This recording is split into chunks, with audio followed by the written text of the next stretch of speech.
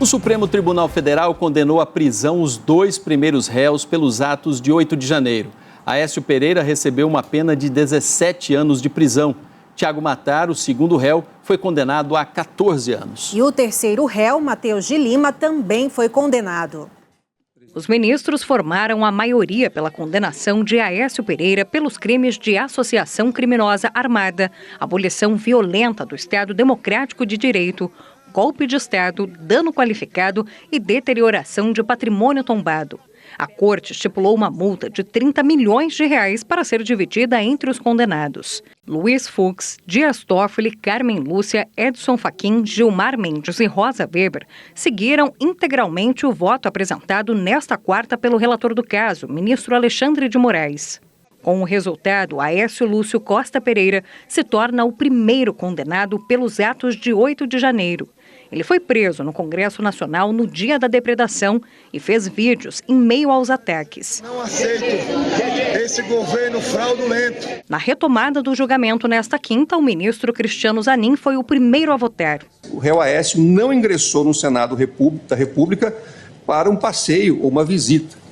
Ele ingressou juntamente com uma multidão em tumulto que defendia, mediante violência física e patrimonial, o fechamento dos poderes constitucionalmente estabelecidos, além da deposição do governo democraticamente eleito. Já o ministro André Mendonça seguiu o entendimento de Nunes Marques, que descartou a acusação de golpe de Estado. Um golpe de Estado, ele demanda atos não só de destituição do poder, mas do estabelecimento de uma nova ordem jurídica e institucional. Então, eu tenho que retirar o poder eleito e instituir ou ter atos que me levem a buscar instituir um novo poder. Uma série de planejamentos e condutas que, com a devida vênia, não vi nesses manifestantes. O voto acirrou os ânimos no plenário. O ministro Gilmar Mendes relembrou fatos ocorridos durante o governo de Jair Bolsonaro. Nós tivemos, e a gente viveu isso na pele, 7 de setembro, em que imaginávamos que aquilo poderia descambar para a arruaça que se transformou o 8 de janeiro. Afora o incentivo que havia a partir do próprio chefe do Poder Executivo para esse tipo de prática, ou mesmo para a omissão. De modo que, ainda ontem vi essa consideração sobre o passeio no parque. Jamais houve passeio no parque. Não se tratava de passeio no parque, ministro Cássio, nem de um incidente. A cadeira que o senhor está sentado, depois, a cadeira que o senhor está sentado, estava lá na rua, no dia da invasão. É só para justificar mesmo, mas essa expressão não foi minha. O ministro André Mendonça aproveitou para questionar as ações do governo no dia 8 de janeiro. Em todos esses movimentos de 7 de setembro, como ministro da Justiça, eu estava de plantão com uma equipe à disposição, seja no Ministério da Justiça, seja com policiais da Força Nacional que chegariam aqui em alguns minutos para impedir o que aconteceu.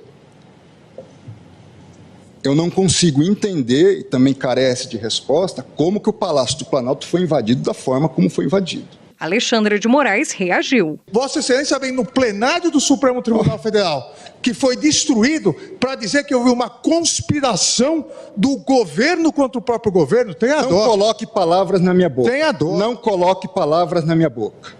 Nesta quinta, os ministros julgaram o segundo réu, Tiago de Assis Mater, que foi preso em flagrante no Palácio do Planalto no dia 8 de janeiro. Na ocasião, ele disse ter vindo a Brasília para apoiar as Forças Armadas.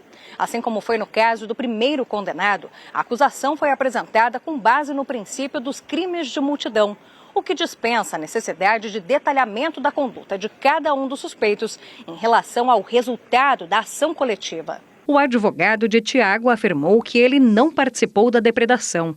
Ao defender o cliente, fez ataques aos ministros da corte. Eu vejo o ministro Alexandre de Moraes inverte o papel de julgador aqui nessa Suprema Corte. Ele passa de julgador a acusador. É um misto de raiva com rancor, com pitadas de ódio. quando se fala dos patriotas. E foi repreendido. É patético e medíocre que um advogado suba à tribuna do Supremo Tribunal Federal com um discurso de ódio, um discurso para postar depois nas redes sociais que veio aqui agredir o Supremo Tribunal Federal. O relator propôs condenação por todos os crimes e pena fixada em 14 anos de prisão. Pena que foi mantida pela corte. A sua fonte segura de informação cada vez mais perto de você.